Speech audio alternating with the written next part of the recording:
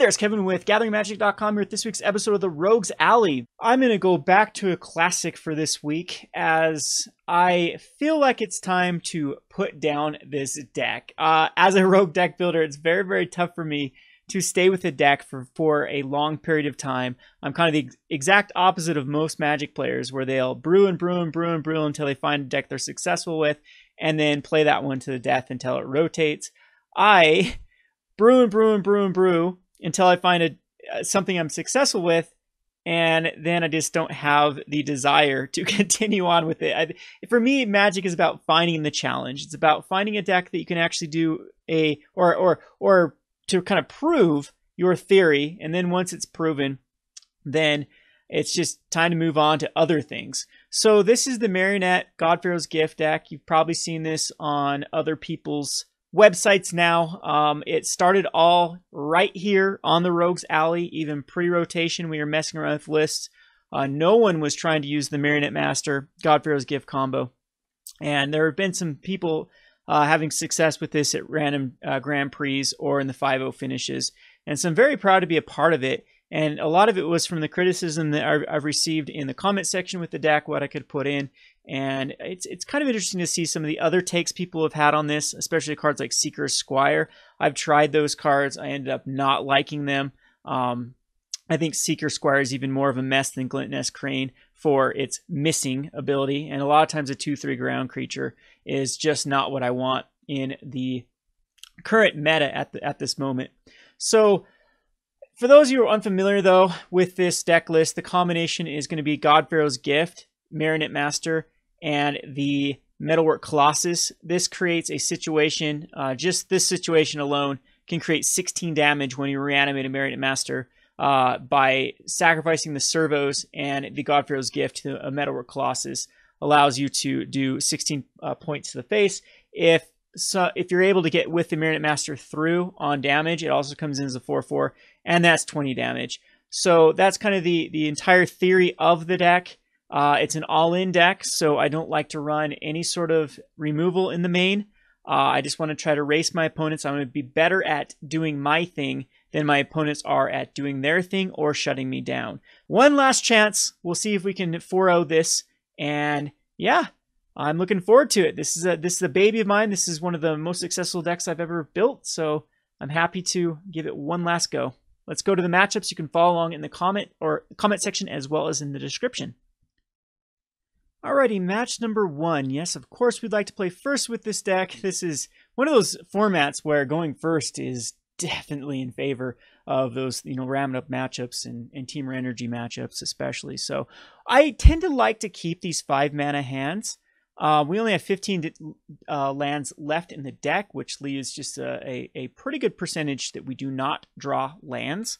And leading off with the first turn Minister of Inquiries is all we need. We have what this deck needs in 2 cards, being the Trophy Mage and the Minister. So I think it's very, very keepable with that amount of lands. And we want to hit 5 lands. That's where this deck is pretty deep, or where it wants to be having enough mana to do everything it wants to do. So going up a Glacial Fortress, this deck does fine against control. This gives us a Glint-Nest is pretty good too. Hopefully we'll find. This misses a lot. A lot of criticism for this card if it misses, but it also, statistically does find a card. I believe it's perfect statistics. Like we have 1 in 4 of our deck as artifacts, and this goes through 1/4 of our deck. So I am just going to ship it back to my opponent. We find a Walking Ballista. We have the Trophy Mage for next turn. This is a really good start. If this is an approach deck, we do have hate for it in the sideboard, and so. Yeah. Minister of Inquiry is actually kind of a natural hate card versus it as well. I will mill myself, and we find 2 creatures in the graveyard that we didn't care about. So that's also really, really powerful. Really, really strong here. I don't think I need a Gate to the Afterlife quite yet. We could go Aether Hub and then have... yeah, or do we want this countered?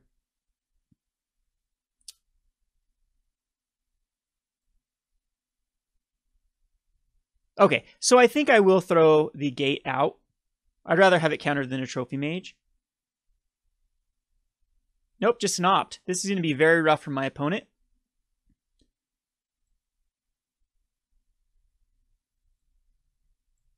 And now we have a really powerful turn 4, as I could go for the combo next turn. We have a Walking Ballista and a Trophy Mage, and we'll have 2 activations off this Minister. So everything is looking extremely promising. Of course, not liking to see a control match. I want to see those Teamer energies, but you feel a lot more comfortable against Teamer, being able to go off.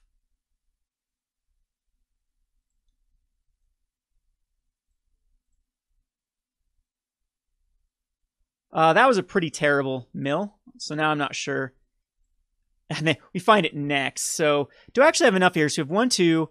Let's see. I could go for it by going Aether Hub, and we're going to mill just to see what I can get here. And then we have Walking Ballista, Minister. Yep, we have it here. So we don't have the Metalwork Colossus, but what I'm going to do here is we're going to cast the Walking Ballista for nothing.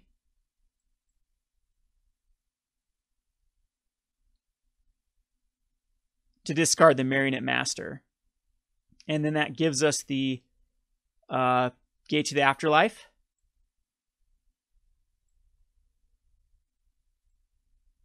And we have another one here, but I don't think we quite need it. Maybe I'll go for it. Yeah, I'll go for it.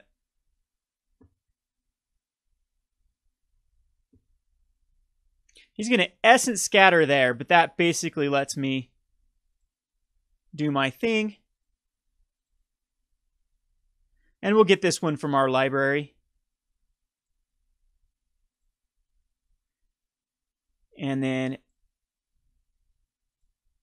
I'm going to grab a Marionette Master. And we will go servos here, I believe. And swing in for 5.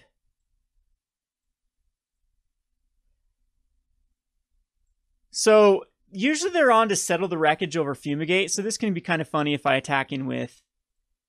I still think I attack in with everything, and it'll thin my deck out so much next turn. Another opt, so I'm pretty sure this is an approach the Second Sun's deck.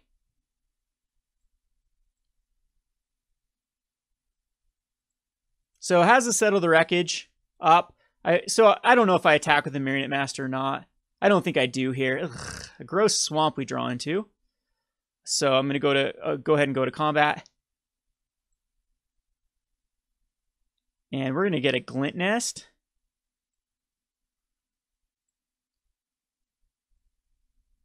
And that's kind of nice. We get the Metalwork Colossus. So maybe I will just, because we have enough to cast it.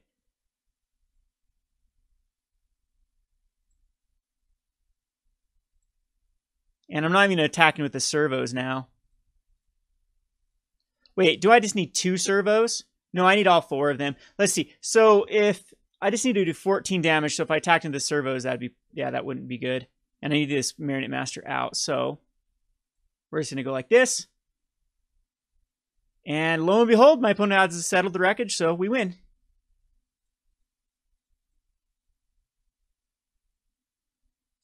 And then post-combat, we have the perfect 4 mana for the... Oh, no, we don't win because the Metalwork Colossus says we don't. Yeah, I need a way to discard.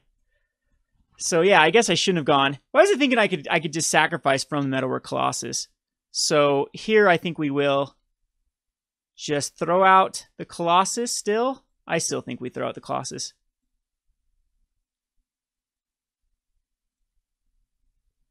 And pass the turn.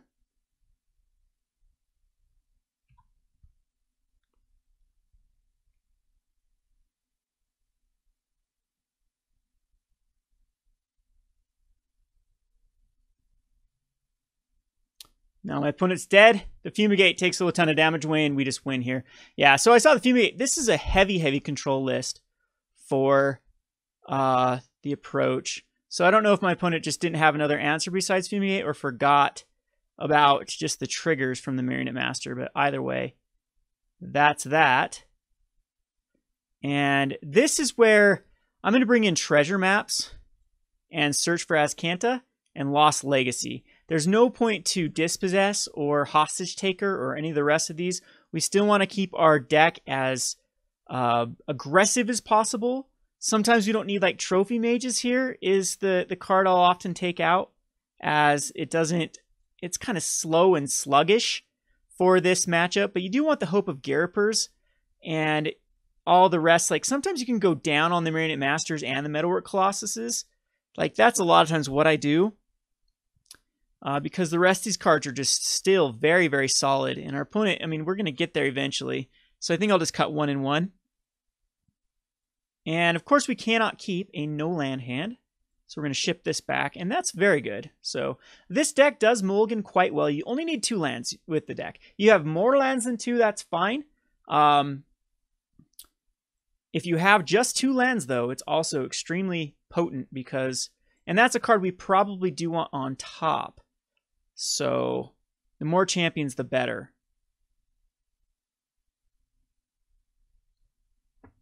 All right, so...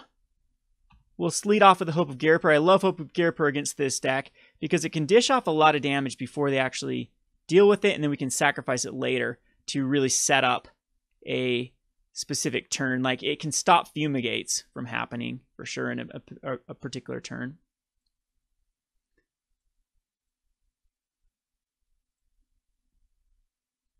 I'm sure, certain like an no opt. Okay.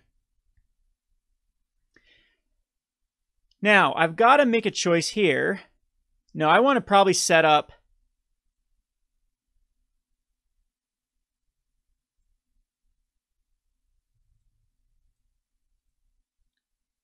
a Lost Legacy. So what I'm going to do is get strategic planning. My opponent can counter this. Yeah, okay. But now we have a Lost Legacy that can't be countered. I'm okay with that. Or can't be negated at this moment if my opponent runs out of answers.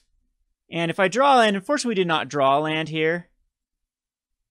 It was a Metalwork Colossus. So getting stuck on 2 sucks at this point.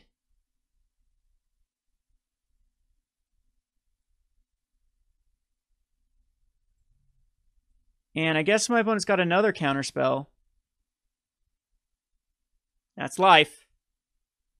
Okay, that's going to be a pretty decent card to stick, the treasure map, as it will allow me to scry every turn. I'm going to be kind of behind here, but I think I just need to hit mana drop. So my opponent decided the treasure map was not worth a Supreme Will. I guess my opponent didn't know that I was missing a land drop. But if my opponent did know, the treasure map should be countered at that point. So I'm sure my opponent's going to be able to keep going land go. We're going to be able to keep going scry go. So I'm going to scry and put anything on the bottom except for land. We'll keep that on top.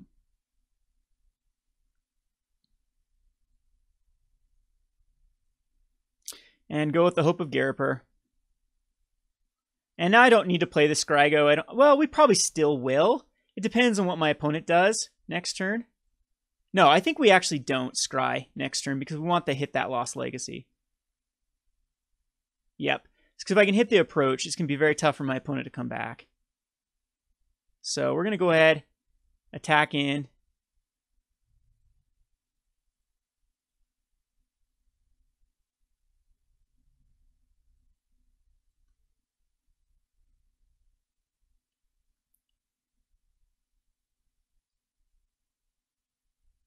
And now my opponent cannot respond to this.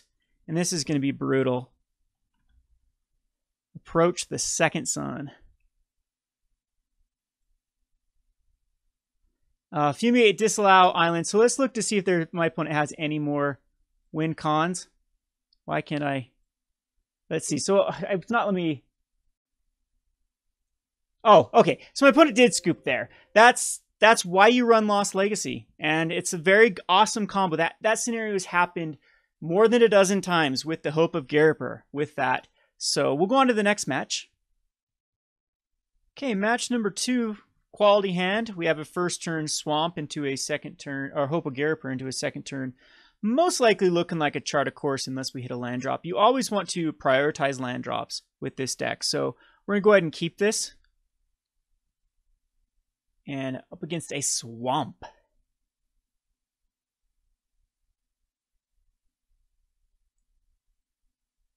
not ramming up, or Teamer at least. So we're going to see something that doesn't share the vast majority of the meta at the moment.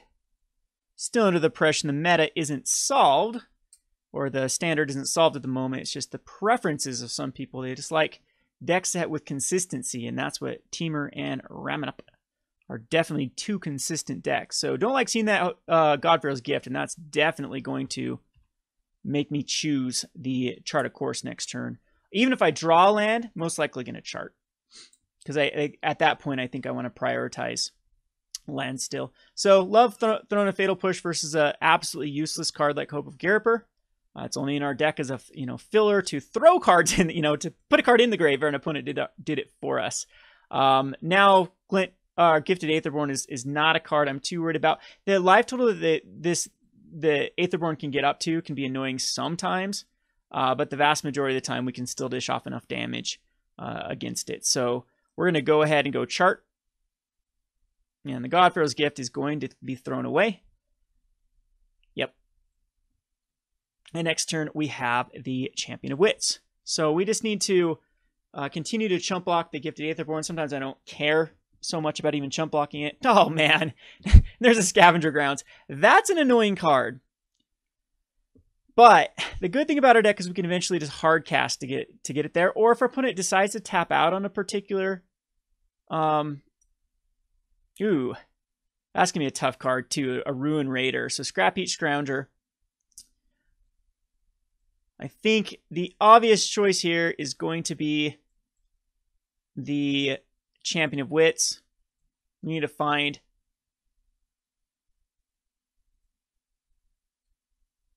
I think we can safely get rid of both Glint-Nest Cranes. I think, or at least one island or Aether Hub. Do I need energy for it? I'm going to go Aether Hub and one Glint-Nest. And that sets us up. Next turn. Fortunately, my opponent's going to have some very aggressive cards coming out. The Ruin Raider is something that is going to be very difficult to keep up the card advantage if my opponent's got a lot of ways to keep applying pressure. We're definitely going to have to run in the Bontus next game. And just going to let that happen. I don't want to waste a Champion of Wits quite yet. We could use the Walking Ballista next turn just to take care of the Ruin Raider. Heart of Koran, yeah, definitely now. Even though it's Night Market Lookout, can still crew it. Walking Ballista coming up. We have a backup Walking Ballista.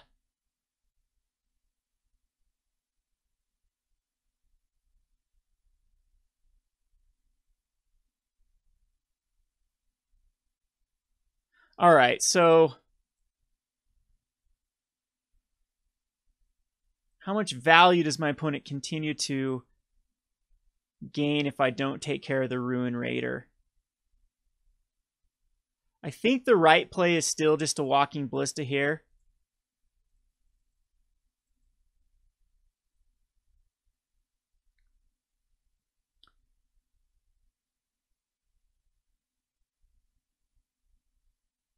And just take out the Night Market Lookout. We're going to take one to the Heart of Koran if they crew. This would require a crew here, though. I think we're just going to take out the Ruin Raider right now.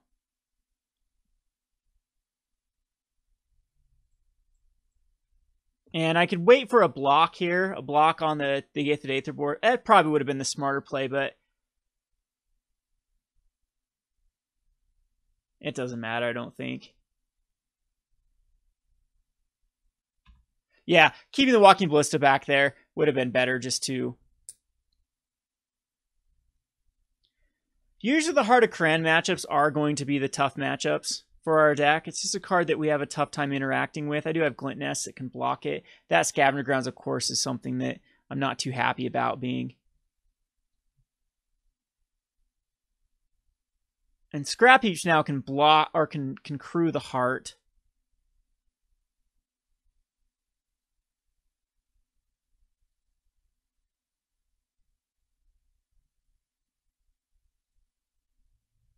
So I'm taking a minimum of 7, and I will block the Night Market Lookout here.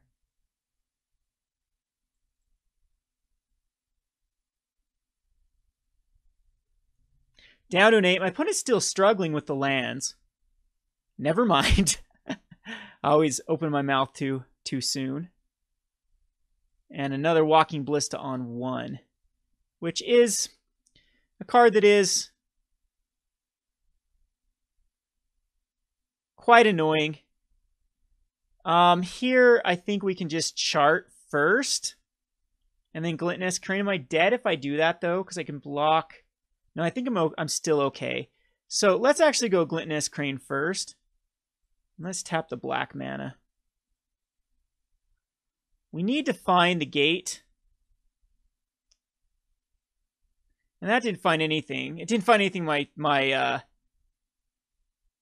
chart really wanted to find either. So now let's chart to see what we can find. And that also did not really give me much. I think we need to keep their strategic planning, or do I just want to go for the Minister? Because the Minister can actually block something relevant here.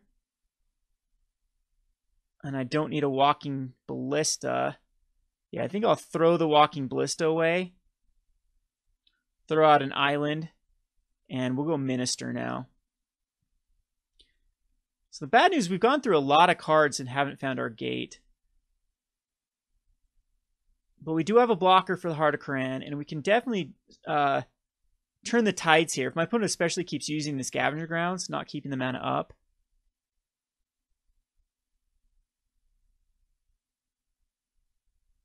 Now Walking Ballista for 2 this time, so see if this takes out the Glint-Nest with all the Walking Ballistas. I think that's pretty...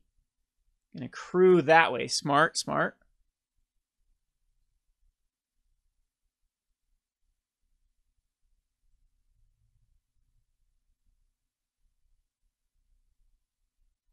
And now I have to block here and here. So we do have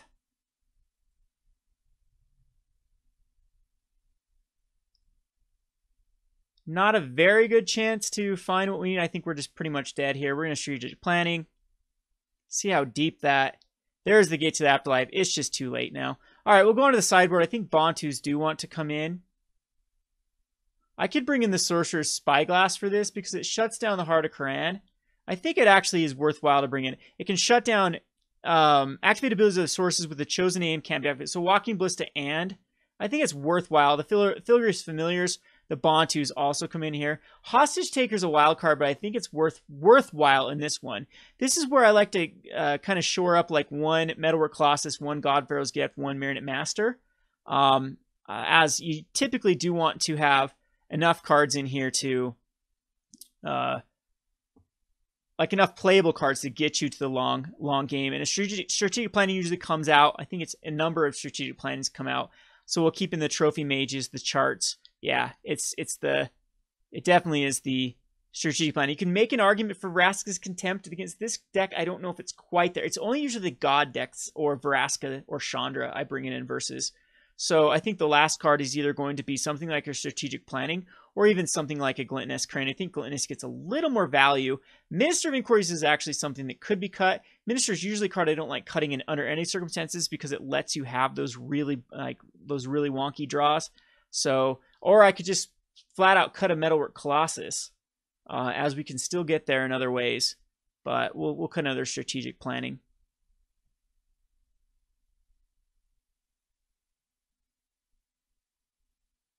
So the whole reason behind strategic planning gets a lot worse with some of the cards you want to go to the graveyard, like the Marionette Masters, the Metalwork Colossus. I like to kind of control my destiny more with Chart of Course. This is going to be a hand that I do believe is just barely there. We're going to go ahead and keep it.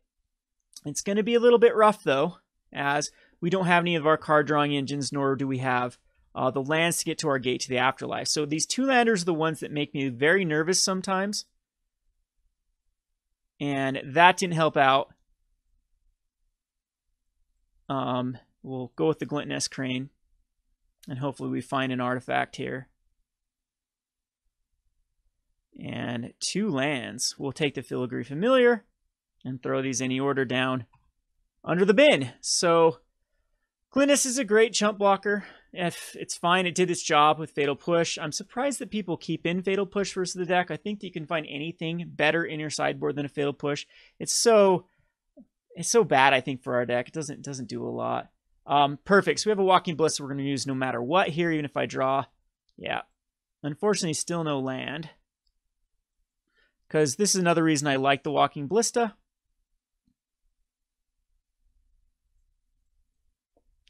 It can just get rid of the Glint-Nest Siphoner and be done with it.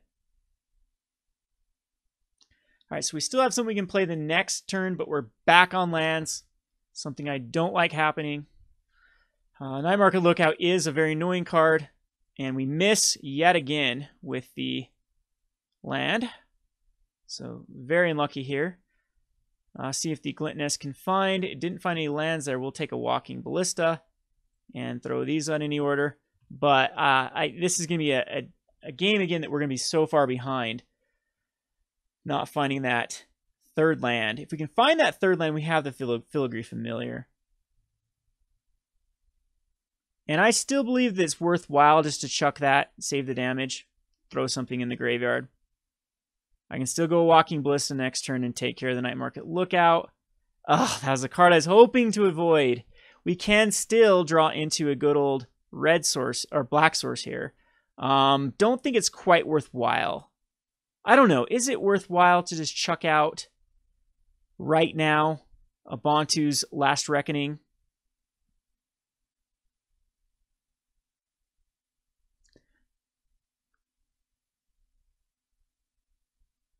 Stops the Heart of Khran, sort of. No, I think we need to go a Champion of Wits here. And try to find more lands. So here's a pretty easy one with Marionette Master going to the bin. And at this point, Trophy Mage is a little bit overkill because we have the gate in our hand. And that works out well for us.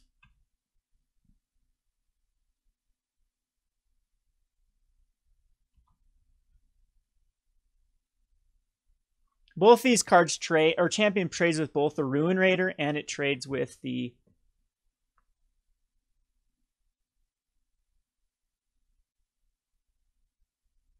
So Walking Ballista can take out my Champion. Okay, that's annoying.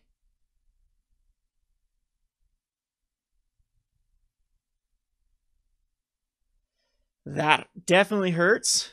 So I think Filigree Familiar is the right call this turn. Yeah, I don't think that we play anything. Possibly I can just play a Walking Ballista because it trades, or a Chart of Course and a Walking Ballista.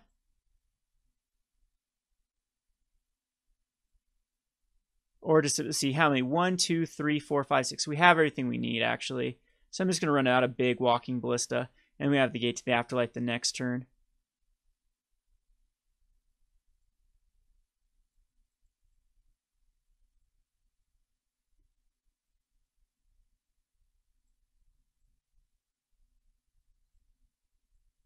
Yeah, this ends up being a pretty tough match. It's because it's just got so much sustainable power where Rammed Up a lot of times just kind of peters off.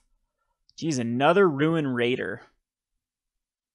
That allows for a crew on the Heart of Khran.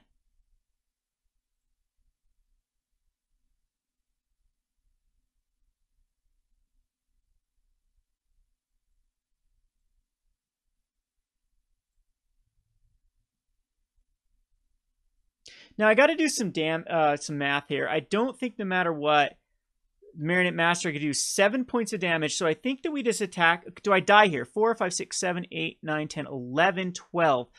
Oh, that is no, because we can block. So 4, 5, 6, 7, 8, 9, 10. We can 11. We go down to 11. So I actually think we take all the damage. Correct? Because I'm going down to 11. Okay, and then that's 7, 6, 5, 4. 3, 2, 1, and I block the Night Market Lookout. And then we kill him on the backswing.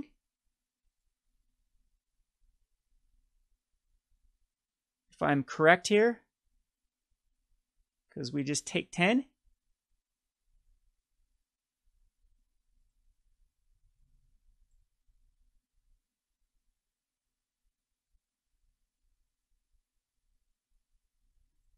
Dread Wanderer comes to play tapped. Okay, so I think we win this one. Oh, also the Bone Picker. Yep. So it is game. We are able to throw out the Gate to the Afterlife. That's why I love this deck. We're able to crack the Gate to the Afterlife.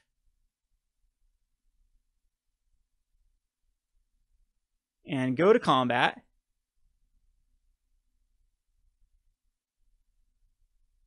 Get a Marionette Master. And put +1. We can do +1/+1 counters now. That does 7. Yeah, we had it. Yeah, that's +1/+1 counters. And then we attack in.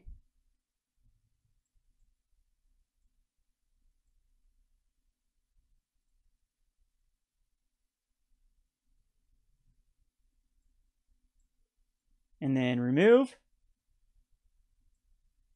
And remove. And that's way overkill. You can see how much damage even my opponent was still at a very, very high life total. That's so we would have been able to do 9 plus another 7 would have been able to do 16 damage there. And with another Walking Ballista to casting for free later on, that's another 7 damage. This deck can win games out of nowhere. So I'm not sure if we need to. I think I actually might bring in Vraska's Contempt, and we might play a little bit. Do I need the Sorcerous Spyglass just to shut down Walking Ballistas? And I don't think so. I'm going to take out the Sorcerous Spyglass for the Vraska's Contempt. And we're going to just take out the Strategic Plannings. Well, do you know what? I'm actually might be rethinking the Bontu's Last Reckonings. As my opponent is a creature-based deck, but it misses hearts. So... and they get back their scrappies. I just think my opponent is better at recovering from Bontu's Last Reckoning than I am. So maybe it's a mistake to be bringing that in. So I'm going to keep with their Strategic Planning. We still have the 27 creatures. Yeah, we'll bring in the Vraska's Contempts. Those are going to be good versus Heart of Crans and other cards that I think are going to be tough to deal with. It's kind of, this is okay. Yeah, this is actually pretty good. We have a first turn Minister of Inquiries that can trade with can actually just block a Vicious Conquistador.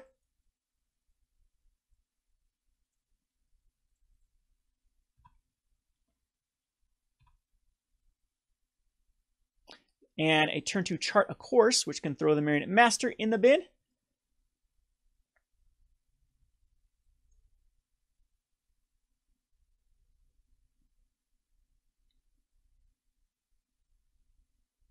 Got the Siphoner. So we'll Drowned Catacomb here and throw out a chart. Unfortunately, Glint-Nest Siphoner is probably going to end up getting value here. Marionette Master is still always better than putting Champion of Wits in the graveyard. Or, excuse me, God-Pharaoh's Gift. As it's what you want to be reanimating. So we are getting closer to where we want to be. It doesn't get the value of Glint-Nest Siphoner quite yet. We can't trade with the Minister, though. That's the problem with it. And this deck is just super aggressive.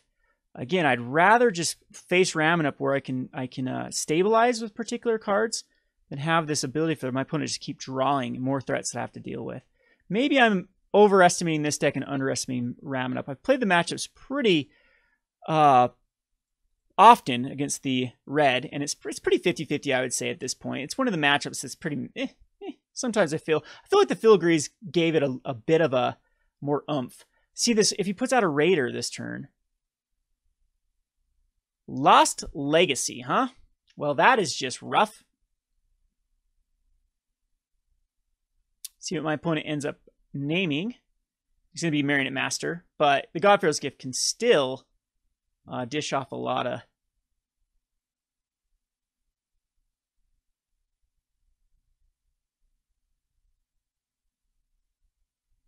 Yeah, so it takes away my ability to do that combo for the Lost Legacy, but you might just see here that like if a Raider would have been put out, that I wouldn't be able to come back.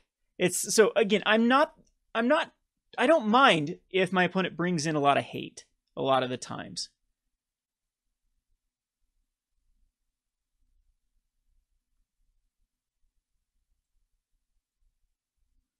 And we find a Walking Ballista in the graveyard and another gate, sure.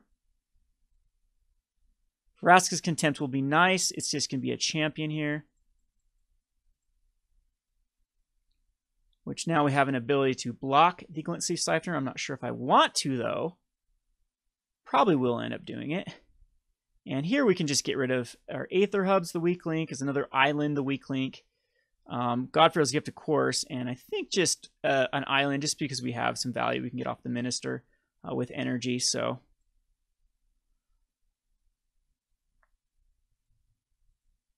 Still so far so good. A little bit flooded at the moment. That's not bad. Yeah, this deck is just not nearly as good at utilizing the Glint-Nest Siphoner as the energy decks. It's so far replaced itself, which is fine.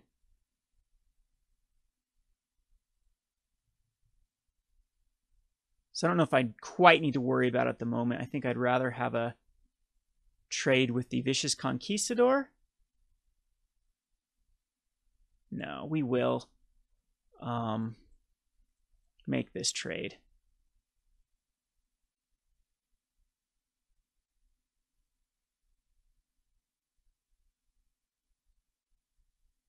We do have the Vraska's Contempt for the Heart of Cran, but 9 times out of 10 we will be running out this Gate to the Afterlife next turn. We have 2 creatures in the graveyard.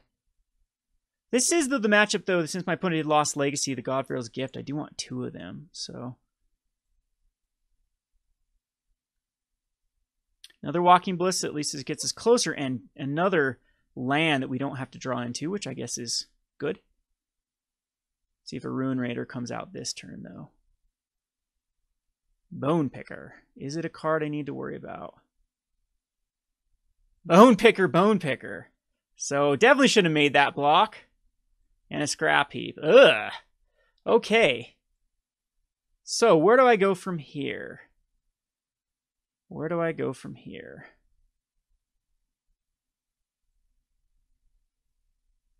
Well, that is definitely not the card I wanted to draw.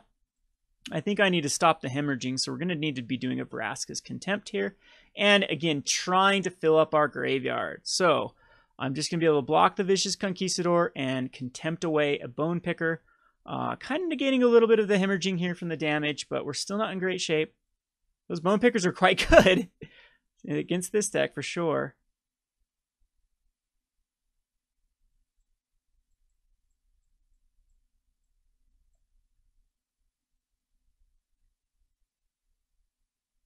Still need to find hostage takers, too.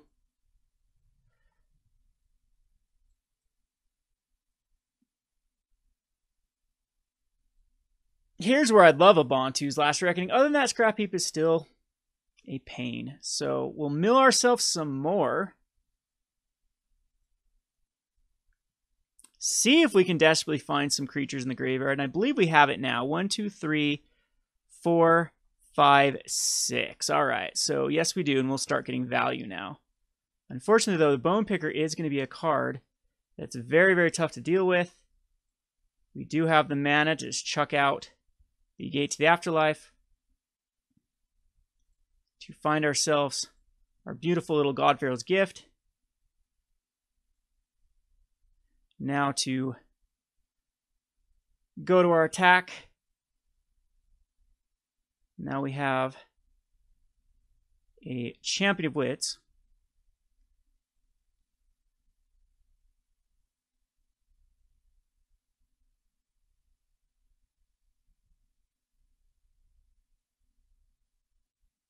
We can get rid of this Ipnu Rivulet, as well as this island, because the rest of these cards will be very, very useful later on, and just pass that turn back to our opponent. We are in still a little bit of rough shape here. 2 removal, being down at a 9, but Vraska's Contempt will help out next turn. All right, so I'm okay with our opponent having Vraska's Contempt. We have a Vraska's Contempt of our own that we can throw on the Scrap Heap. So I do believe I need to block the Scrap Heap this turn with the Minister of Inquiries.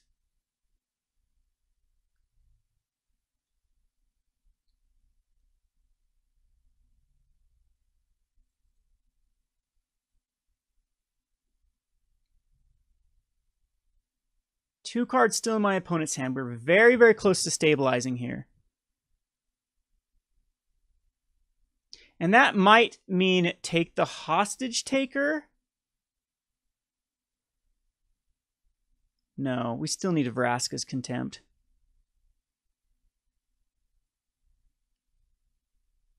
So we have an Aether Hub.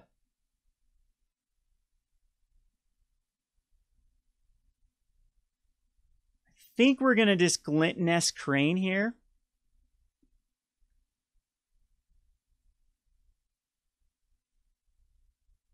Which misses. And we're going to go for another Champion of Wits because there's just nothing better at the moment, I would say. It'll fill back up our hand.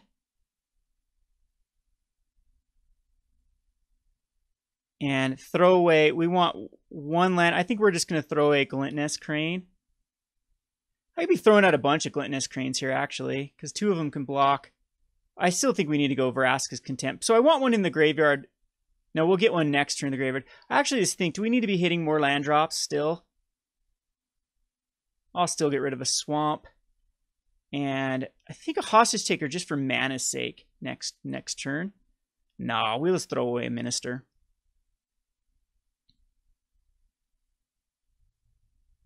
And surprisingly, we're in pretty decent shape still. My opponent still hasn't drawn a 5th land. So card advantage-wise, my opponent's been very lucky with the... I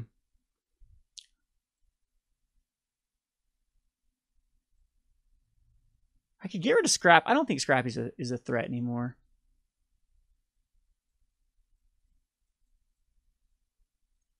So we'll go Bone Picker.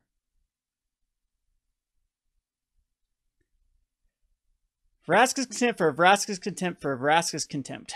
Okay. Sure enough.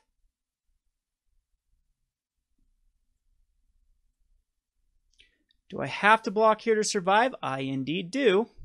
So I'm down to a 2.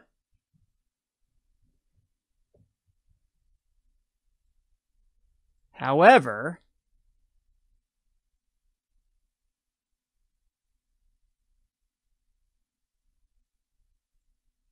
we still have plenty of... Yeah, I should have thrown, absolutely should have thrown a hostage taker in the bin there. So we're going to hostage taker.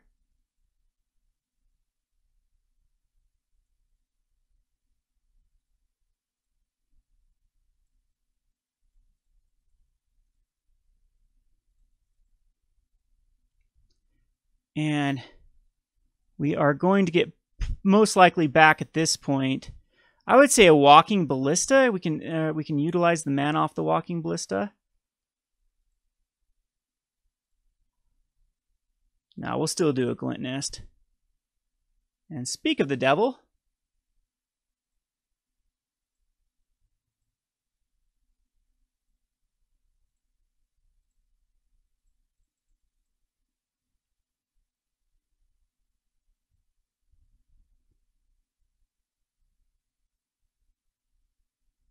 See if we somehow stabilized off here. This is definitely getting very scary for like a Heart of Koran that can be crewed to a Night Market Lookout.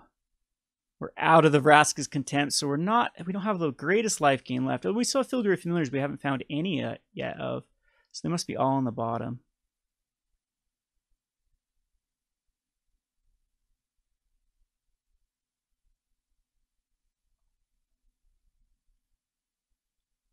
So I'm still under the impression Ruin Raider instead of that Lost Legacy would have been the difference to this game.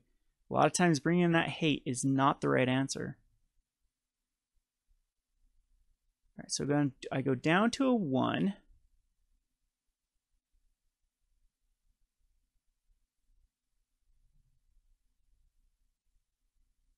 We get to block the Vicious Conquistador, and we'll block these Scrap Heap Scrounger.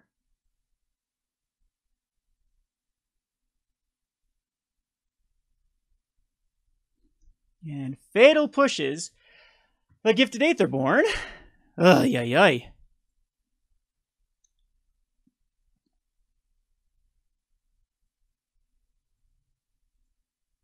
But we do have another hostage taker.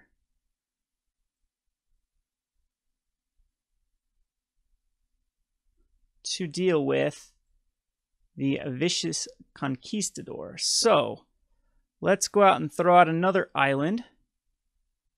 And I think we just do the same thing.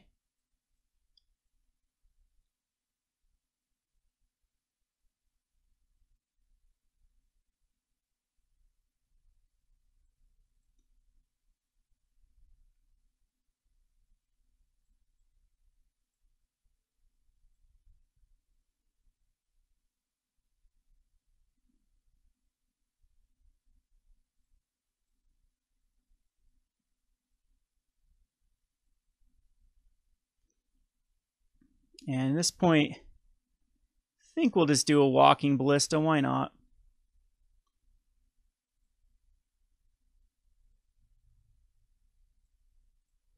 And I'm sure we can throw both these back, right? Is there anything with haste that my opponent can throw at me that's a flyer? I don't think there is. Oh, plus we have a Glint-Nest coming back.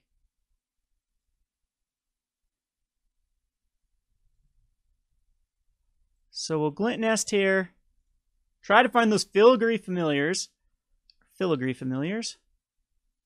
They should be found now. There we go. Found it. I mean, there's only 20 cards left in our deck.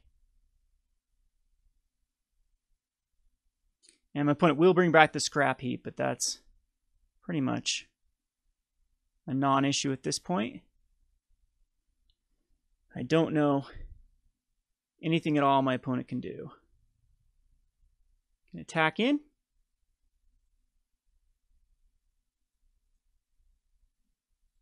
Double block with 2 Hostage Takers.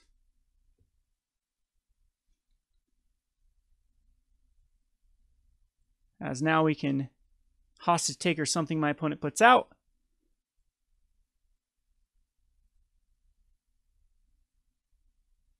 We're still hitting a land drop every turn. Let's go out and throw out the Familiar.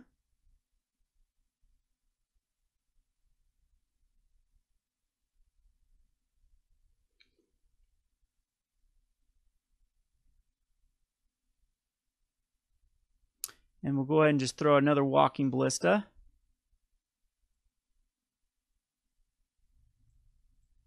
Go for broke.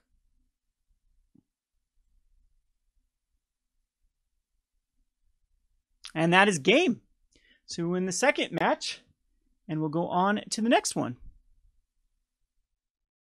Okay, match 3. Yes, we'd like to play first. Another very keepable hand. We've explained why I like the 5-land hands, especially with the Minister of Inquiries. Can't go wrong there. Strategic Planning, also a very, very good card. I like Strategic Planning when I don't have anything in my hand that I care about getting rid of. It is superior over Chart, of course, because it goes through more cards. Okay, this is actually a very rough matchup. You wouldn't think it is, but it ends up being a tough match. They just flood the board out. Bontu's Last Reckoning isn't the greatest way. We do find our gate to the Afterlife here, though, and get 2 creatures in the graveyard. So that's a very good strategic planning. So at least that's some of the upside. But this Catcher's Monument deck, which is usually what Legion's Landing is, could be wrong. Here we go, a Swamp. But Kitesail Freebooter, that's annoying. Finds the gate to the Afterlife. Typically can be an annoying card to deal against, but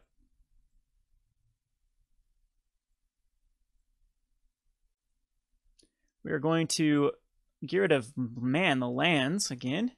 So we can go Glint-Nest Crane here, I think, over Chart. It blocks the Kitesail Freebooter. Unfortunately, geez, that is a lot of lands we do not have to deal with now. We'll go another island.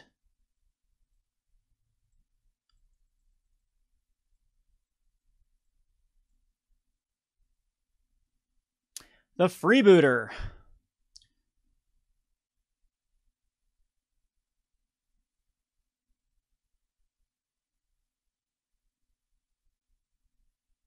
So just another Legion's Landing to kill a Legion's Landing. This actually isn't that threatening. I wonder if this is like some sort of black-white tempo control type build. Yeah, treasure maps. They're just trying to get value out of all their cards. Gonna attack with everything next turn to flip. See if we can get some more creatures. This should be heavy creatures. We've already gone through all the lands in our deck. Okay, so now we have the combo in our graveyard. We just need to find... Okay, maintenance. We don't care. We just need to find... not another Marionette Master.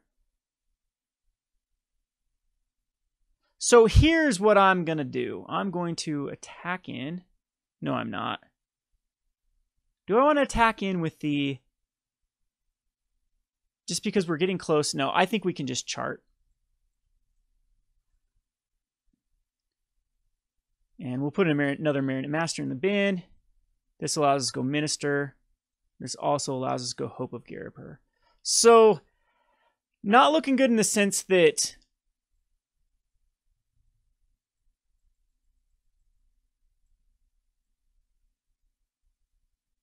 we are out of cards and out of card draw. We can start, though, if this goes late game, the Champion of Wits. It'll indefinitely find us the cards we need. Anointed Processions. So this is actually this Anointed Processions deck, which actually is a pretty easy matchup. Now, my opponent's got to decide if the flipping of the Legion Landing is actually worth it here to lose all of their creatures, because I will kill... Yeah, there's no way it's worth it, because we have the Hope of Ghirapur. Now, sometimes you have to be careful with this, because if I mill like another gate... Yeah, this is getting tough with the gates. I don't know if I need to mill anymore. Kind of ridiculous, another land. We know that 3 are on the bottom there, and 3 are in the graveyard.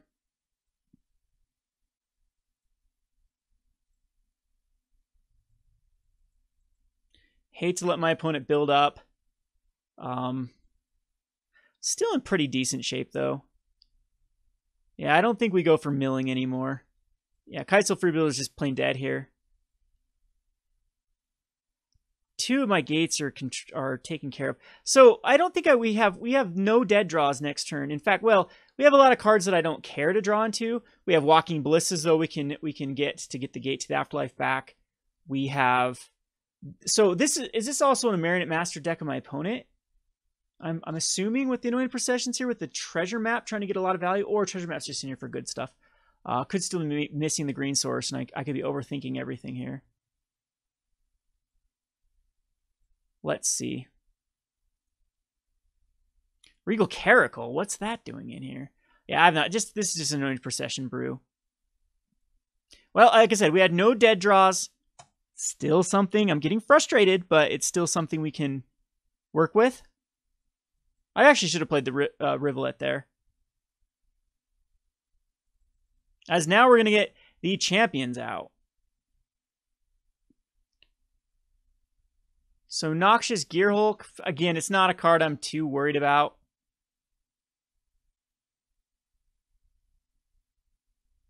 Just allows my opponent to attack him with some Kitesail Freebooters and flip over the vampires. That's a very unnecessary attack with the 3rd vampire there. So my opponent's going to try to grind me out, but this isn't a grind out matchup. I can combo off here with a lot of cards once I get it going. My opponent's out of cards. Treasure Map's going to be annoying, very annoying with the card draw, but that still has to be done over time. So now, no matter what I draw next turn, we have a play. And 3 lands on the bottom. I think that's all of our lands. We found them all, guys. They're all on the bottom. Or all of our lands now are accounted for. Yeah, 3, 4, 5, 6, 7, 8, 9, 10, 11, 12, 13, 14, I believe, that we know of. All right, so that's what's cool about Champion, though. We only have 1 Champion in our graveyard as well. Ugh, this is gross.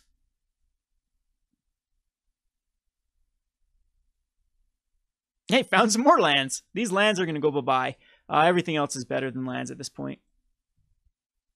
All right, now we're in great shape. I could go for a Hope of Ghirapur and just sacrifice it. Nah, we don't need to do anything.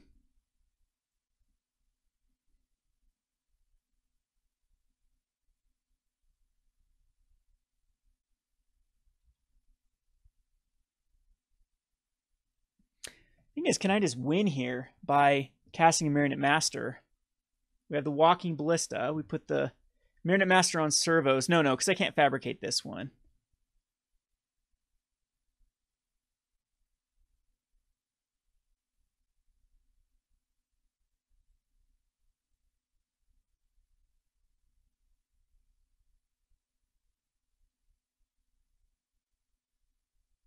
So what we're going to do here, block, block, that's fine.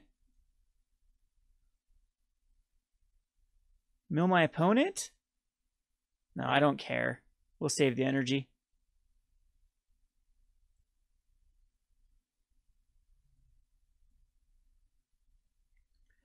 All right, so we'll just do this the hard way. Trophy Mage. Fortunately, that shuffles in some lands.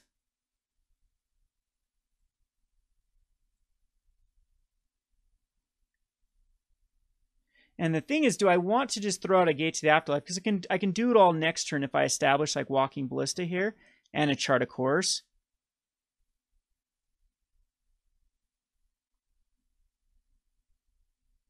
Or if I just put Walking Ballista on too. Can my opponent do anything against the Gate? I'm not sure. Yeah, we'll just do a Gate just in case. No. We'll do Walking Ballista on 2.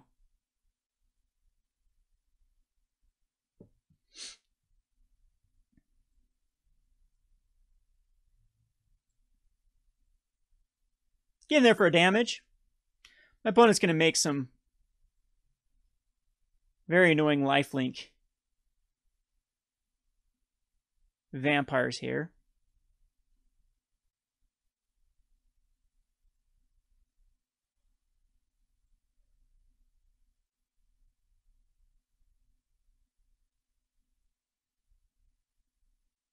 Kitesail Freebooter. Again. But again, that's why the Walking Ballista is fine here. We'll kill this one.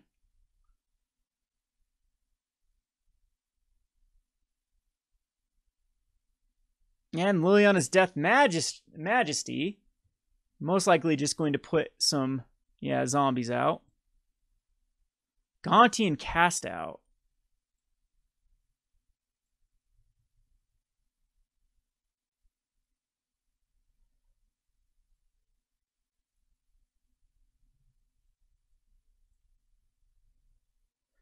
All right, can't block that one. Take the 1.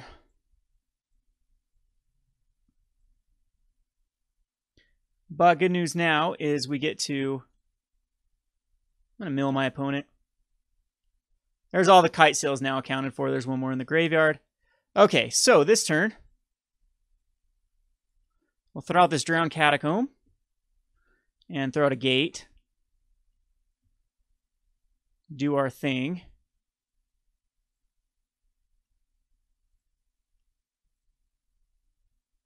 Go to attack phase. Yeah, I still don't think I quite have the damage here to dish off enough.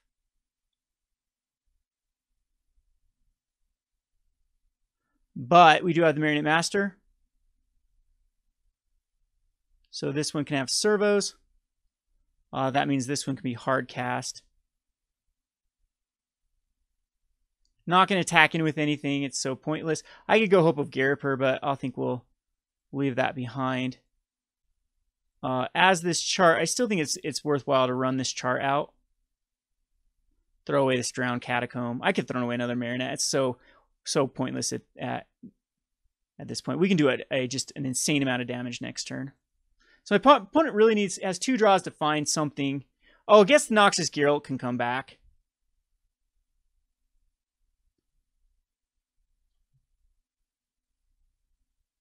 Which is super annoying, but we just needed the servos, I believe, because I can get a 7 and 11. Yeah, this isn't necessary. Or I think we still win.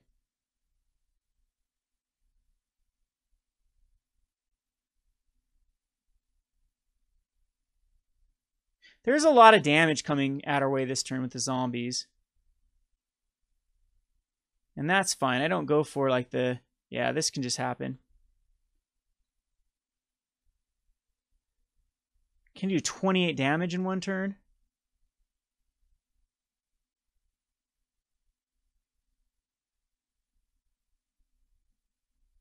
Because we get a Marionette Master on 4, and then we get a Marionette Master on 7. And that's like 33 damage. I think we're fine.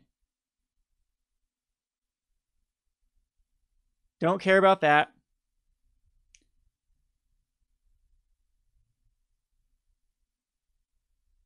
Yeah, we win. Okay. So.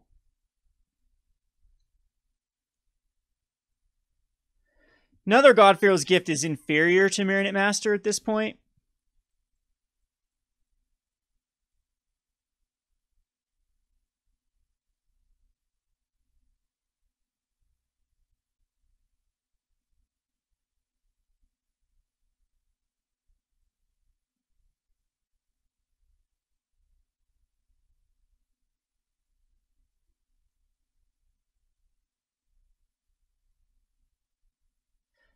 So +1 counters is 11, 11, 11, 11. We do 44 damage. So just +1 counters here.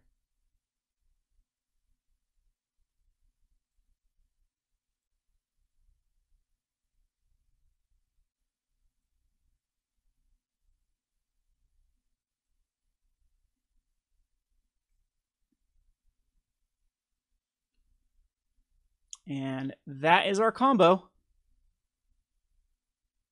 I wonder if it's worthwhile to bring in Lost Legacy. My opponent's deck just seems all over the place. It's just not just one or two threats. So, I mean, Lost Legacy naming Anointed Processions. How much of this is Anointed Procession deck, though? Spyglass for Liliana doesn't seem like it's worthwhile. Search for Azcanta, Hostage Taker.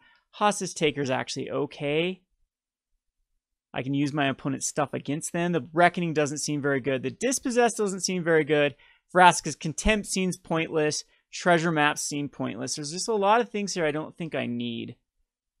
So I think I'm just going to keep it as is. Maybe take out like Glint-Nest Cranes and Hope of Ghirapurs. Other than that's not even... Just Hope of Ghirapurs for possibly some Hostage Takers. I think that's fine because it gives me some ability to take care of those kite sails to get back what I need. And Hostage Takers can at least take care of a token if I have to. Or just Vraska can take care of Liliana. My opponent is running a lot of high value targets so that I can use against them. So I don't think I need to search for Azcanta. Sometimes I bring in versus control. We'll bring in versus for a hope. But I don't think I need treasure maps. We get really clogged up here if I go like the treasure map route instead of Hostage Taker. But then I'm down cards. Yeah, my opponent's just not interacting with me, and those are usually the times that I like treasure maps. Yeah, not searches here. I think treasure's fine. And our opponent's going to allow us just to go kind of crazy, so maybe Trophy Mage is not necessary either. 25 lands.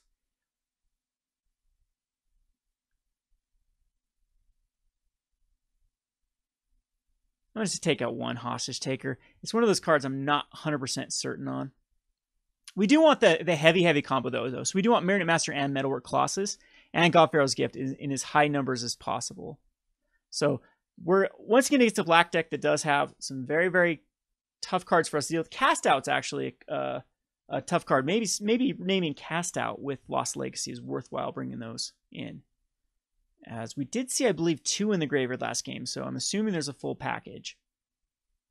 Very, very solid hand, I would just say. Yeah, I'd say this is very solid. A Sacred Cat. Kind of an awkward Drowned Catacomb into Ipnu Rivulet into a Drowned Catacomb into play tap, but again, not a card I'm too worried about. When it gets a turn 2 treasure map, we will go chart a course here.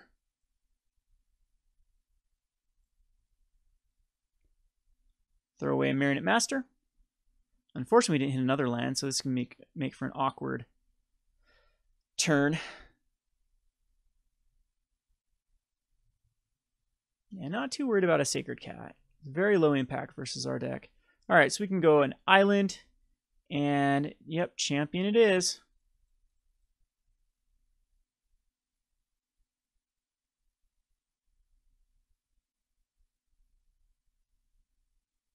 opponent will scry. I'm going to probably end up throwing away both these Glint-Nest Cranes.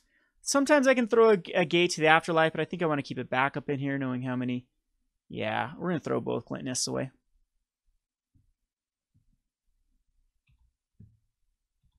Even though Glint-Nest can find us what we're looking for. I assume next turn is still going to be another champion. Yeah, I don't care about this. We'll let it go through.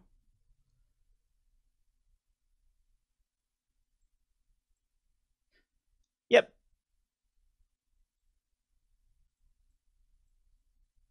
Champion it is. This allows us to put more creatures in the graveyard, which in this case will throw the God-Pharaoh's Gift and the Minister of Inquiries in the graveyard. Nah. I'll throw land. I don't think I need this Aether Hub. Allows us for Minister, because Minister can mill next turn.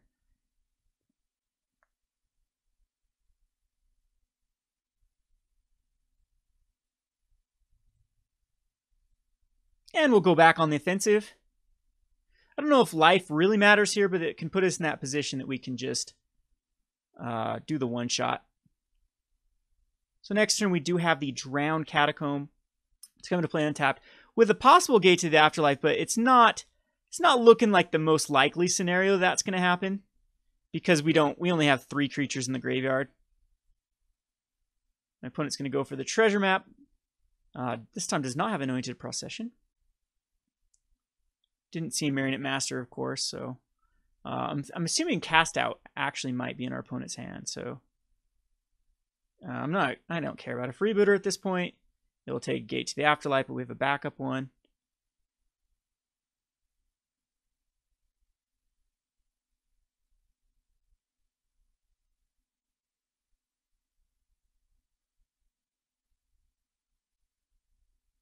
So now we're in really good position. One still does have the mana with the treasure tokens.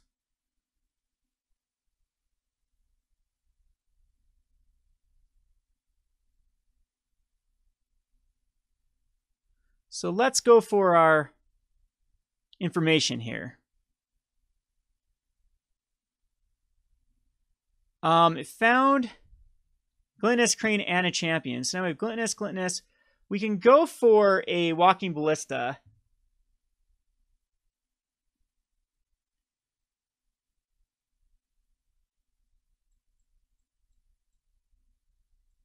I think we'll go for Gate to the Afterlife.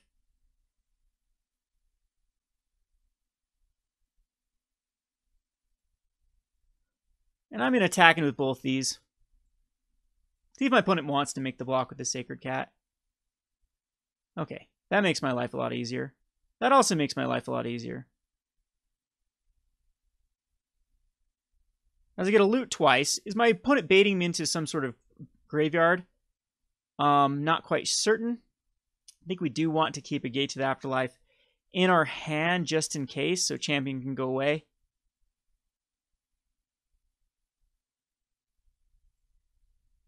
And I believe this island also can go away. Now I'm thinking of just keeping up the Gate to the Afterlife mana. But now I think we can spend our mana wisely here with the chart. It's just pure card advantage at this point.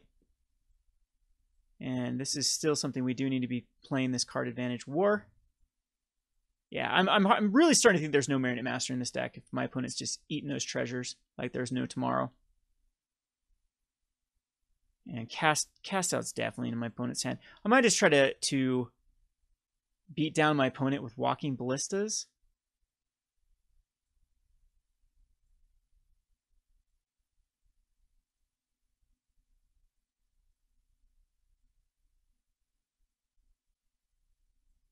Yes, there's a cast out in my opponent's hand. I'm not gonna run into it.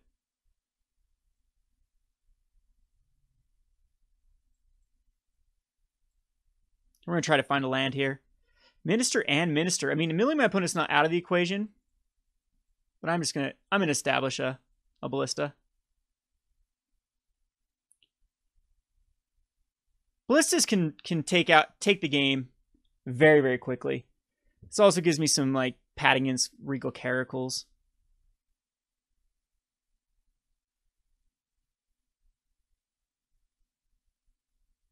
Yeah, I don't care about a Liliana. This leaves my opponent open now for the God-Pharaoh's Gift. Fumigate and a zombie token.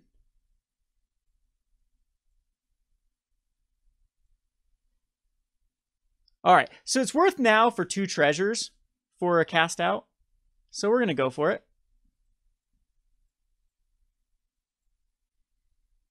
And we will take the one from our library still. We do have a Marionette Master. We do have a Champion of Wits. We have a lot of things going for us at this point.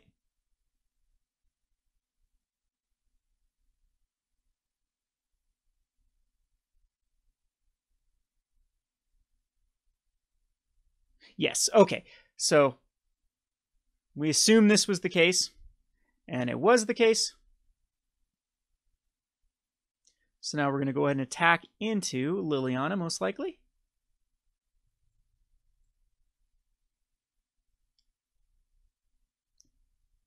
Okay, we'll keep our guy alive, I think. Yeah, this is probably the smart.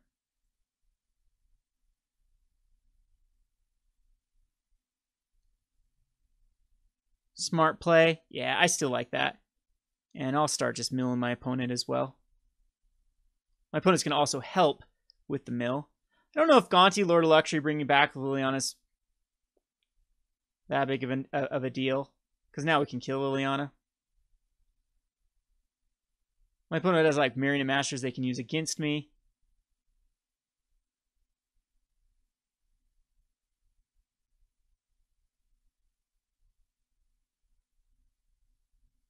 Gonti got a treasure map. Oh no, did not get a treasure map. That does not say. Oh, yes, it is owned by me. Okay. Yeah. Another treasure map.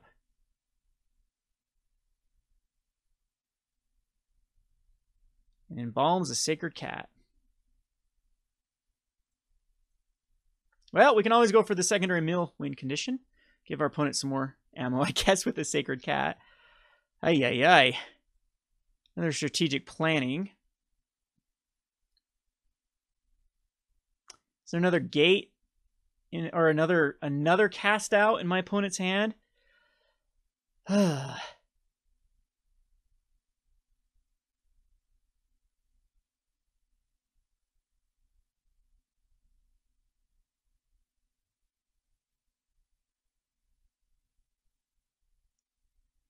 So, I think we're going to go for it.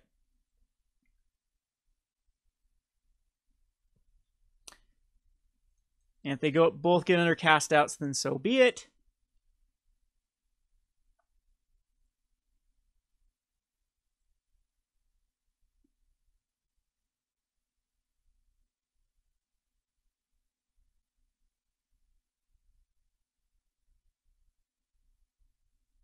Yep. Had both of them. Now this is going to make it a lot more rough to try to push through. Now we have to hard cast Marionette Masters. We still have a lot in our deck. So, how do I want to approach this?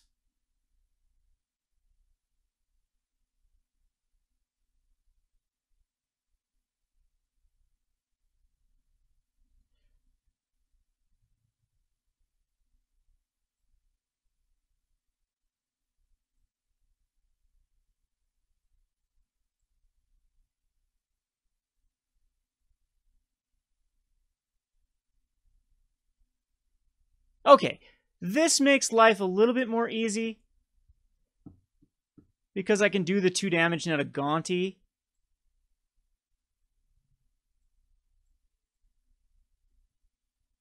Get rid of this pesky Gonti. I think that's better than getting rid of a Liliana at the moment. Possibly not. And we'll throw out another Minister of Inquiries.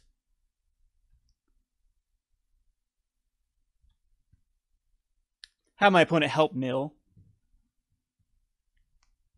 Gonna bring back Gonti again. That must means there's another Liliana in my opponent's hand. And yeah, I guess it's a pretty good strategy to just use my cards against me. Can't find that 7th land now I think I want for the Champion of Wits. But Walking Ballista, in all honesty, is a card that can win games by itself if we go to the distance. So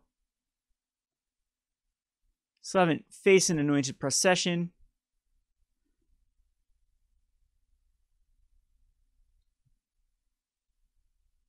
Yeah, okay, so there was another Liliana.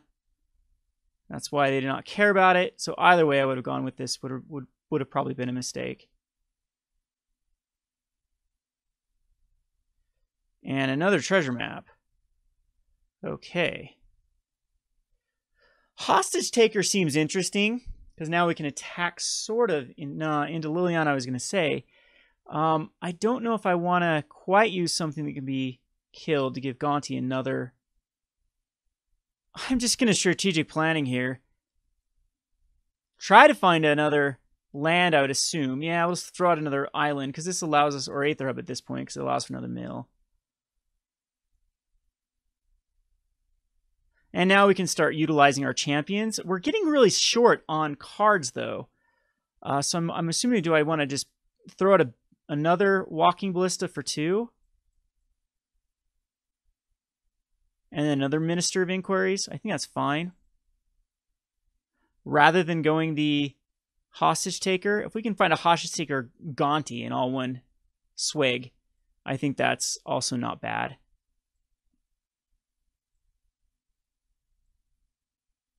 So this is going to be kind of an awkward, very, very awkward game. I still don't know if I can quite get there with Mill. My opponent also with Anointed Procession is going to be very, very rough.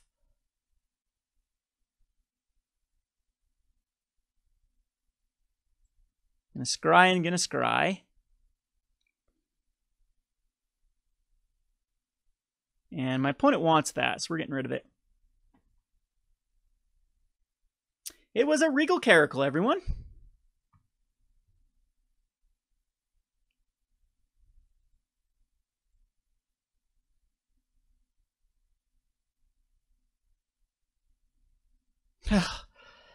Oh, joy. Another Gonti.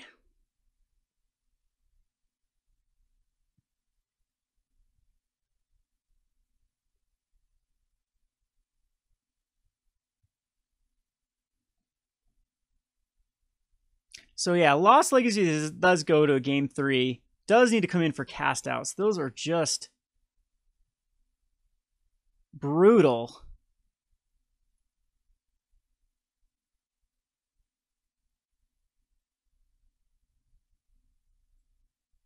Gonna bring back the Regal Caracal. Gives a little Sacred Cat some lifelink. And we will take the damage.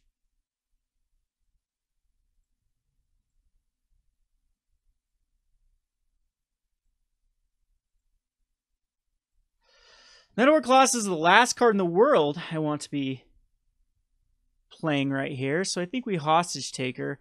Does my opponent have removal, though, for the Hostage Taker? Because I don't want to just run out a Hostage Taker against a Regal Caracal. I can kill the Regal Caracal just by pumping into it. And Champion of the Wits kind of just... I think we want a champion. I actually do think that's the better. Define Marionette Masters.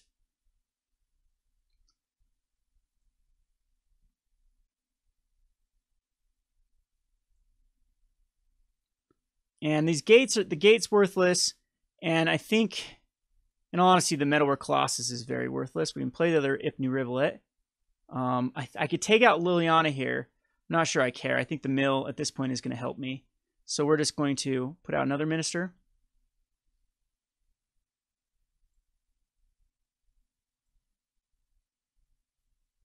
And just pass it back to my opponent.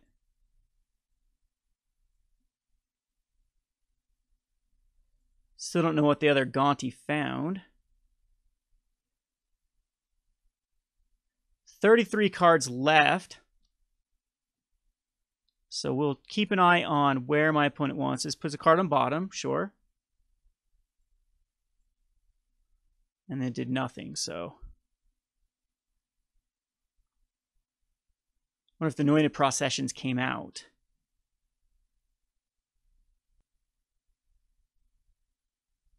So Regal Caracal again. Might force off these Walking Ballistas right now. Yeah, that's rough because it is going to start. My opponent does have Liliana, but then Liliana would have to die. I think we're going to let this go.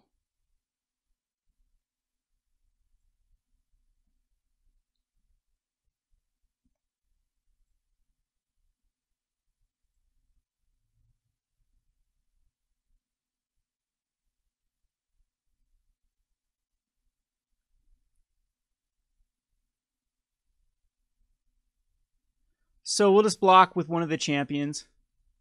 Take 6.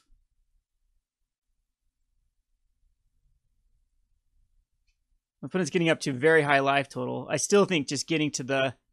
There's an Anointed Procession in the bin. I just think milling my opponent's actually the play here.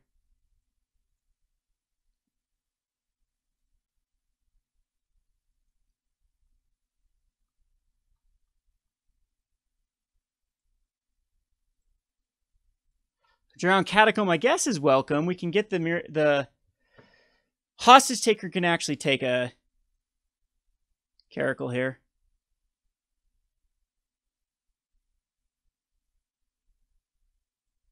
Maybe we'll tap our mana correctly.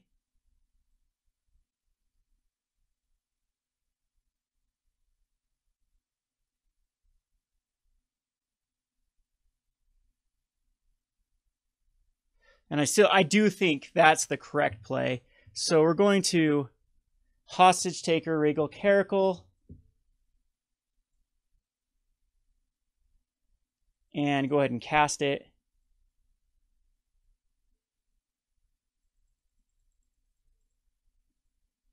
Which I'm not utilizing these Colossuses, or these Walking Ballistas as efficiently as I might be able to.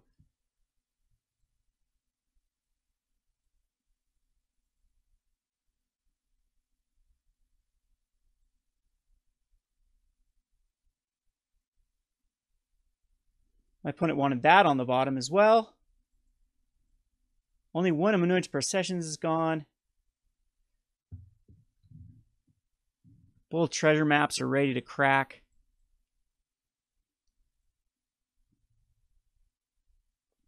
Gonti can certainly come through because that's my opponent wants to happen.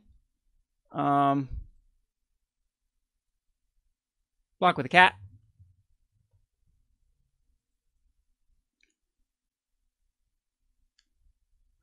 Kitesail Freebirder doesn't even, I'm not even in the mood to even use this strategic planning.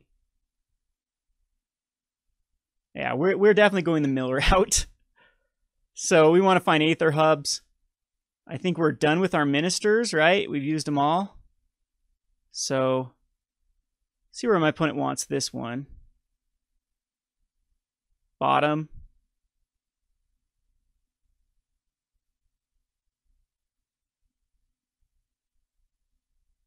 We only get 9 cards with this minister, another 8 cards with the Ipnu Rivulets. Or actually 12. Gonna go for a Gonti again.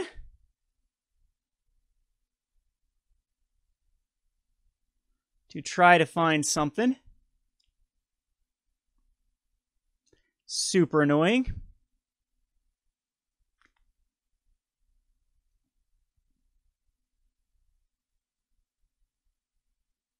Not a lot my opponent can use against me now that I think of it. Most of our cards...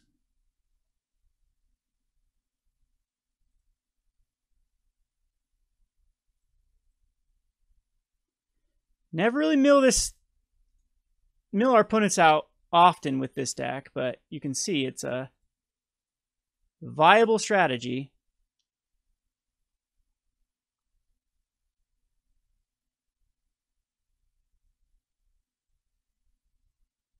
We found an Aether Hub. That's funny. Is that enough? I think it is. Because that's 6. No, we're 1 off. Nope, we got him. That is crazy.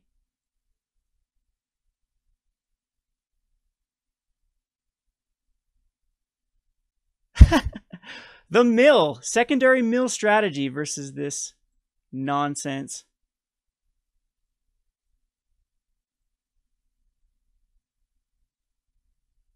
Ta-da! We're seeing some pretty crazy games this this video series. Oh, come on.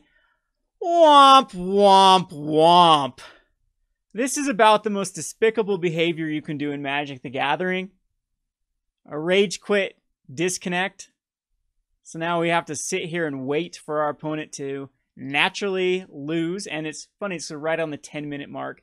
Because this person is too proud to just hit the concede button. Just rage quits it out. So you can report this behavior. This is something that will, I believe, get about a 24-hour ban. So it doesn't really matter, though. I don't know if bans actually get reset with the maintenance to begin with. But, ay, grow up. We'll go on to the next match.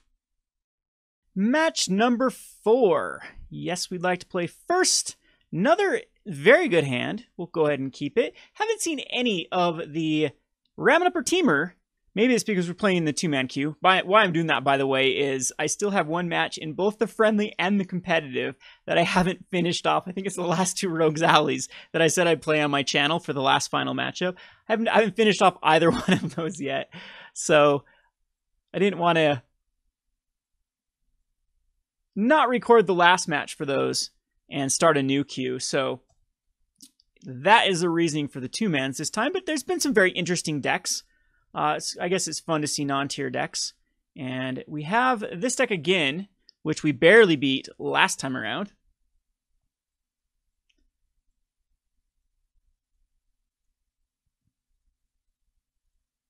But we will Glint-Nest Crane here. And we will miss, as Glint-Nest Crane often does. But no worries, we have the Trophy Mage to find what we need to dig. A little bit of criticism, too, about Glint-Nest Crane, what I heard from a lot of people, is because it misses, it's bad. I think it's a common mistake in Magic to evaluate a card based upon something positive, and whereas this card is just a 1/3 flyer for 2 mana, that's a pretty solid stat base against Ramming Up and many other cards at this moment, or decks at this moment. So just because this is not the greatest, sometimes the positive plus to it, doesn't mean it's an unplayable card. All right, let's go ahead and mill ourselves. There's one of our gates. Gate, Marionette. That's very, very good. And we find another gate here, so I think that's the proper play. Let's throw out another gate here, just because I most likely do want to be making trades here. And you might as well get as much value out of the gate as possible. And this means we've already spent the 3 mana into it. Now we just need the 2. So this can be a very, very good outlook for us. No Heart of Cran, no a lot of the other problem cards that come out early. Scrappy Scrander's nothing. Night Market Lookout's nothing. So we are in very, very good shape.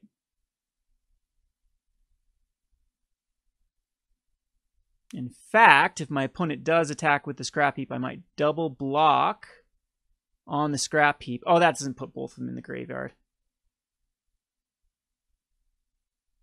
So we are going to block like this. We no longer need the Minister of Inquiries. So we'll Night Market Lookout here. My opponent's just wanting to get that bone Splinter card out, which is fine with me. I know exactly what my opponent's doing. Oh, Fatal Push on the Glint-Nest. Okay. So I'm going to get a lot of value out of this. Both those cards are, I mean, we didn't get any value there, but we'll throw away. At this point, I would say the Trophy Mage is unnecessary. And we get to loot here as well. And this other gate, I don't know. Do we want the other gate? Just chuck it out another gate and have ample? I mean, what are we at? 1, 2, 3, 4, 5. Now let's throw away one of these. So the Champion of Wits is something we don't want. And now the gate's online. And my opponent is going to be very, very... We don't have one of the cards we do need here. So yeah, we definitely will crack a gate.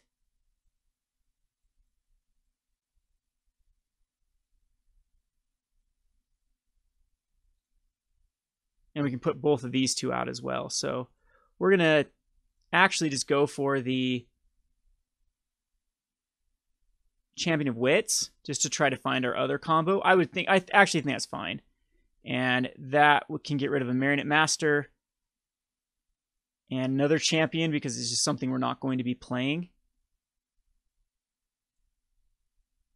And I would say we are attacking with the champion.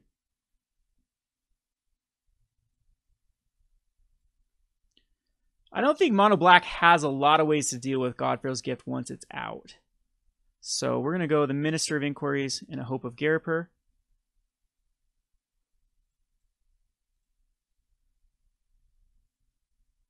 Don't believe we need to block with either. We'll just take the damage here. My opponent has some Beaumont Courier. I can block the Beaumont Courier if it attacks in. No, we don't need to block the Beaumont Courier. We'll block a Night Market Lookout.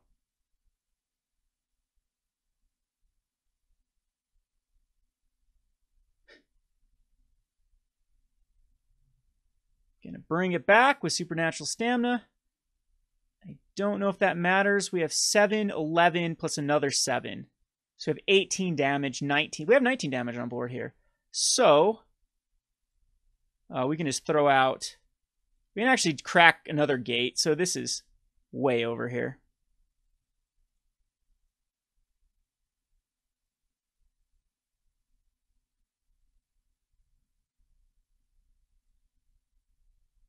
So we'll go Marionette Master on the first one.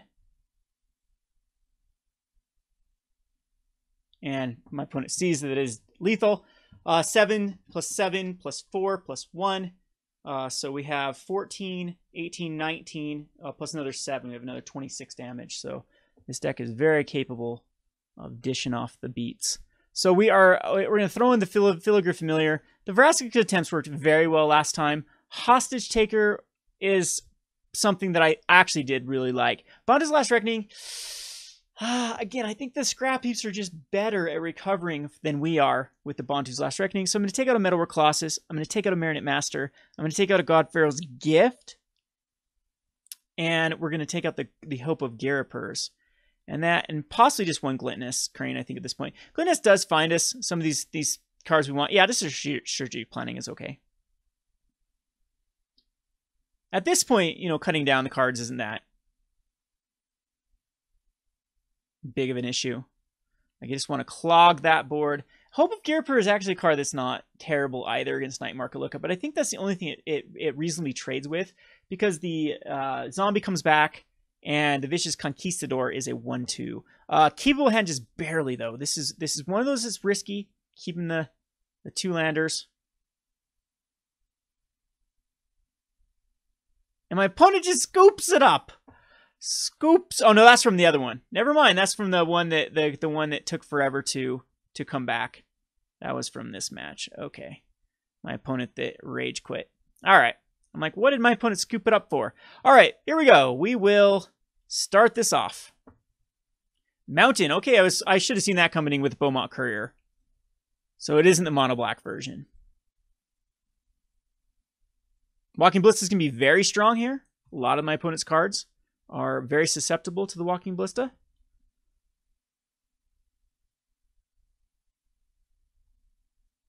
My opponent just misses here. Absolutely misses with the Kite Sail Freebooter. Wampa to Wampa.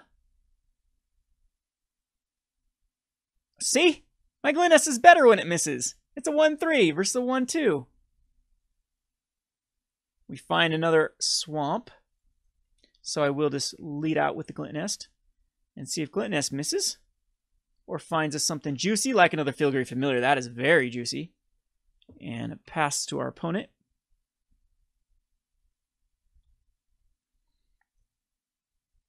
Yep, Kite Sail Freebooter is not the greatest card versus our deck. A lot of people bring it in. I have ways to answer it. And we will throw out another island. And at this point, Champion of Wits is still the correct play over the Filigree Familiar.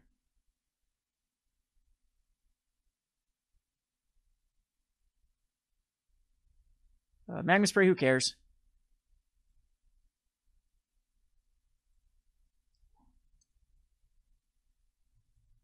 Another card that I think is pretty much terrible versus our deck. I mean, it worked there sort of. Other than we don't know what our 2 cards would have been to draw this card. We'd have one that we care about looting. The others are fine in our hands. So I'd definitely trade a Magma Spray at this point in time.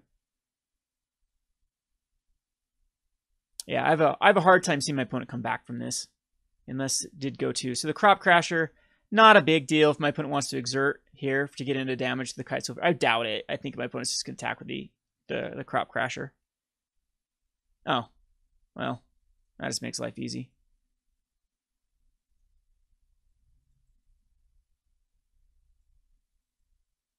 And now we'll just start putting out the Familiars. I'm not going to go Hostage Taker quite yet. This will probably force out an Exert. I usually like to use the Hostage Taker when I can guarantee that we can get value out of it so it doesn't get abraded or something like this. And if we have a God coming down, that's the better way to deal with it. And License Disintegration, sure. Another champion.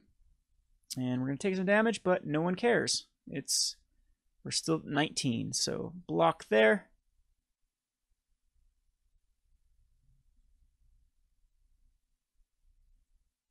Get out a Bone Picker. Ooh, now we're talking. I might just need a Walking Ballista here. Ugh, that's rough not hitting another land. Like, I'm at the mercy of... Well, Hostage Taker can take a Bone Picker, and then I can use the Bone Picker off of a Walking Ballista for... Whoa, not for 1. Oh, otherwise, I can Champion of Wits and try to do Glint-Nest. I think that's still better. We're in Champion of Wits. So double Bone Picker is very, very rough here. We miss a land. Oh my goodness. That is rough. Okay, there is ways my opponent can still win this. And that, you just saw, was a disaster. We do have Vraska's Contempt the next turn, but now I actually think that we are definitely gonna hurt these next few turns. No land to find their 5th drop. We needed that Glint-Nest Crane just to absorb some damage. Now the Crop Crasher should exert and go for the Champion of Wits. It forces out a block on the Glint-Nest. Or does it? Actually, 3, 6, 9, 10. I'm not quite sure it does because we can go Vraska. We can keep the Glint-Nest to keep blocking. Yeah, I'm actually not sure that does matter.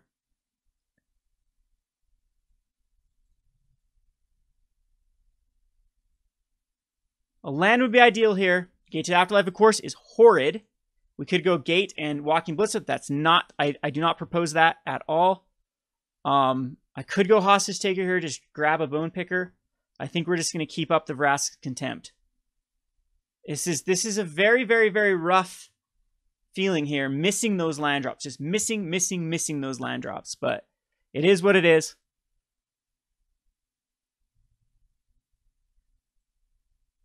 We have the Vraska's Contempt to take care of the Bone Picker. My opponent also is flooded, which is fine.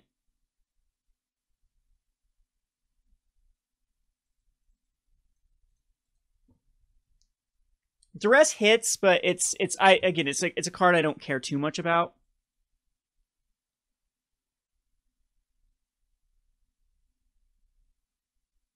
And next turn, I do believe we need to go Hostage Taker on the Bone Picker. We're once more just going to block this Freebooter. If I draw land, I can go the Filigree Familiar. This is just getting rough. I mean, we could go Walking Ballista.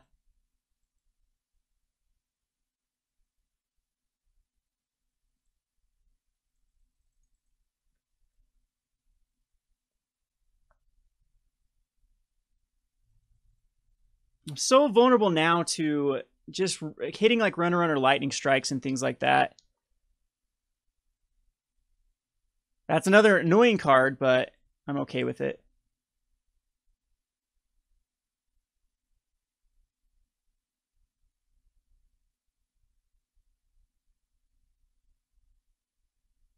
So the good news here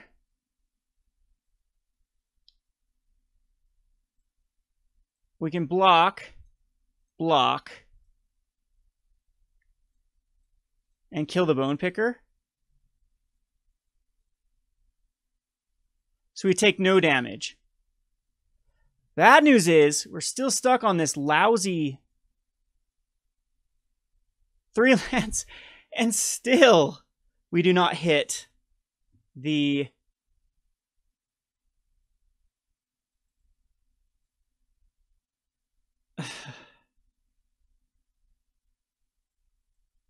I just don't even know what to do here. Get out the Gate to the Afterlife. Get out a Trophy Mage to try to find... I'm just going to Filigree Familiar.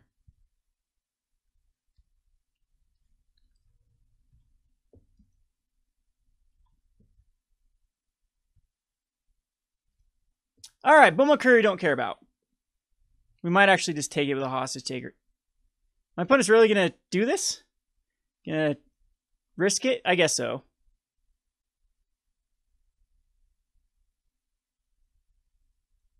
Yeah, just going to be a sack here on the Beaumont Courier. So just kind of, that draw is kind of weird. For a Scrap Heap. Scrap Heap is something that I do a little bit care about. All right, now we hit it, but I'm not sure. Yeah, here's fine. Now we go for the Gate to the Afterlife. And the Glint-Nest. We finally get to do 2 cards in 1 turn, which is what I've been begging for the last while here. I mean, in all honesty, 40 cards in lands, 5 lands in 20 cards is where our deck is at. So it's, I mean, that's statistically, that's exactly where it should be. But since we start off with 4 for so long, though, I miss with this. I thought for sure I'd draw a land within a few turns. So now we're in decent shape. We have another Exert on the Crop Crasher. Annoying card. But now we're going to be able to do the Hostage Taker plus grab a creature.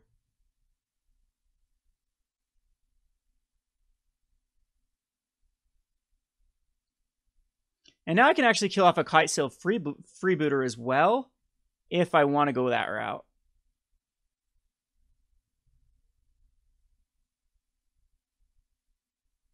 But I think the right route is just to go here, and here, and here. And there could be another Supernatural Stamina, sure. Be super annoying if it was.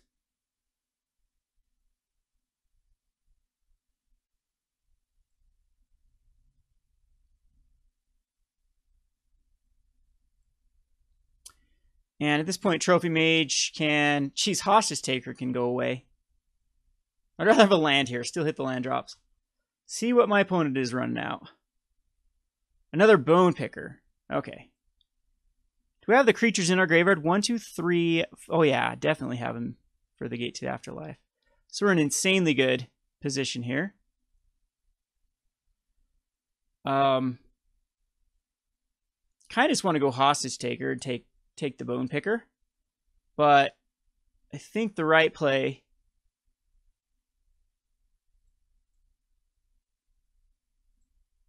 is just to crack a gate.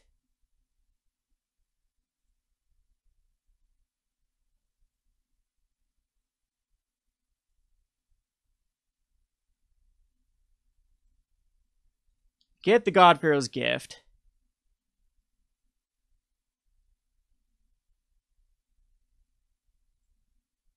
Throw out another Trophy Mage, I believe. No, we'll go to Hostage Taker here. Take care of the Bone Picker.